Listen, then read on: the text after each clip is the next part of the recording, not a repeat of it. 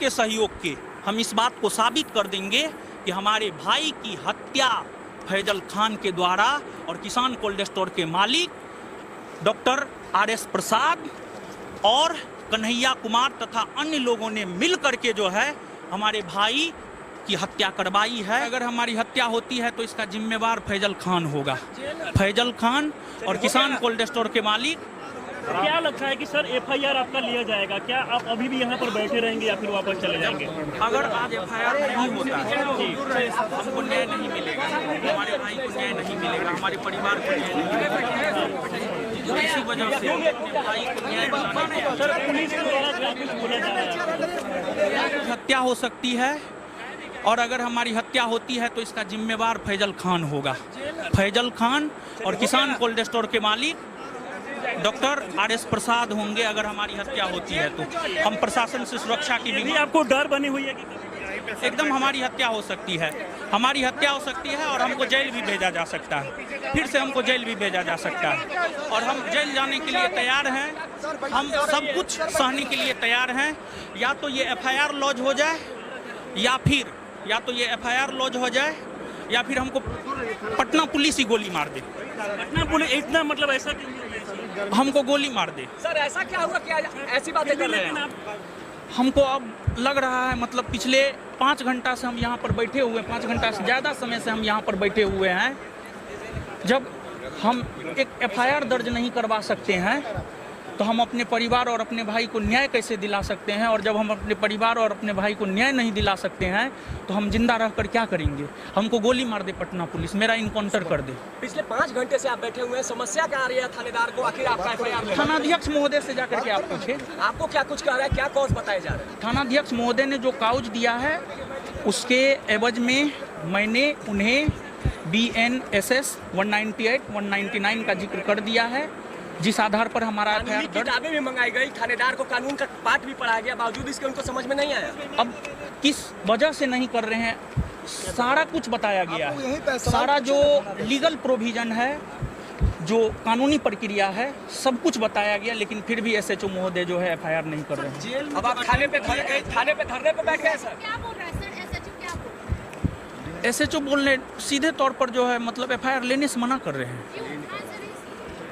कहाँ से इसलिए? फैजल खान के रसूख के वजह से, फैजल खान के रसूख के वजह से। और देखिए, हम आप मीडिया बंधुओं के माध्यम से पूरे भारतवर्ष के छात्र और पूरे बिहार के छात्रों से ये रिक्वेस्ट करना चाहते हैं कि देखिए, हमारी भाई की हत्या 13 तारीख को हुई है। हमारे भाई की हत्या 13 तारीख को रात में हुई है और 13 तारीख को शाम के समय में जो है हमें धमकाया गया। 13 तारीख को, और उसी रात में हमारे भाई की हत्या हुई है। और देखिए फैजल खान कितना सातिर है, इस बात को फैजल खान कितना सातिर है, आप इस बात को समझिए थोड़ा। 13 तारीख को हमारे भाई की हत्या हुई, उसके बाद उन्होंने वीडियो बनाया, इमोशनल वीडियो बनाया, इमोशनली बच्चों को ब्लैकमेल करने के लिए इमोशनली वीडियो बनाया और उन्होंने ये दिखाया कि मैं रोशन आनंद के साथ हूँ। लेकिन जब 15 तारीख को, जब तक हम नहीं जाते, मेरे भाई का अंतिम संस्कार नहीं होता, और जब 15 तारीख को कोर्ट में, न्यायालय में हमारे बेल की बहस की जा रही थी, उस दौरान उन्होंने अपना वकील भेजकर, एक वकील नहीं, वकील की फौज भेजकर हमारे बेल का पुरजोर विरोध किया। कोर्ट रूम से जो है आप ये पता कर सकते हैं किस प्रकार का सातिर है फैजल खान। इस बात को पूरे भारतवर्ष के बच्चों को समझना होगा। और जो भी बच्चे हमको जानते हैं, हम आपको बता दें, हम इस बात को साबित कर देंगे। ये पटना पुलिस हमारा FIR दर्ज नहीं कर रहा है, लेकिन हम स्वयं, अगर हम जिंदा रहे, एक तो हमारी हत्या हो सकती है, लेकिन अगर हम जिंदा रहे तो हम बिना किसी के सहयोग के हम इस बात को साबित कर देंगे कि हमारे भाई की हत्या फैजल खान के द्वारा और किसान कोल्ड स्टोर के मालिक डॉक्टर RS प्रसाद और कन्हैया कुमार तथा अन्य लोगों ने मिल करके जो है हमारे भाई की हत्या करवाई है। अगर हम जिंदा रहे तो हम इस बात को ज़रूर साबित कर देंगे। और हम मीडिया बंधुओं के माध्यम से ये भी बात कहना चाहते हैं कि किसान कोल्ड स्टोर कैंपस में फैजल खान ने रूम ओनर को पैसा के बल पर, उस कैंपस में 24 से 25 टीचर था, आज लगभग 7 से 8 टीचर है मात्र उस कैंपस में। और उस कैंपस में हम भी हैं, उस कैंपस में हम भी हैं। और किसान कोल्ड स्टोर का रूम मालिक जो है शिक्षकों पर, उस कैंपस के शिक्षकों पर यह दबाव बना रहा है मीटिंग करके कि आप रोशन आनंद पर FIR कीजिए, नहीं तो आपको इस कैंपस से बाहर कर दिया जाएगा। ये भी चीज़ें चल रही है। प्रशासन को इस चीज़ पर भी ध्यान देने की ज़रूरत है। और निश्चित तौर पर वो जो आरओ दिखाया गया है वो फ्रॉड है, वो फ्रॉड है, वो किसी गवर्नमेंट सर्विस में है भी नहीं, वो फ्रॉड है।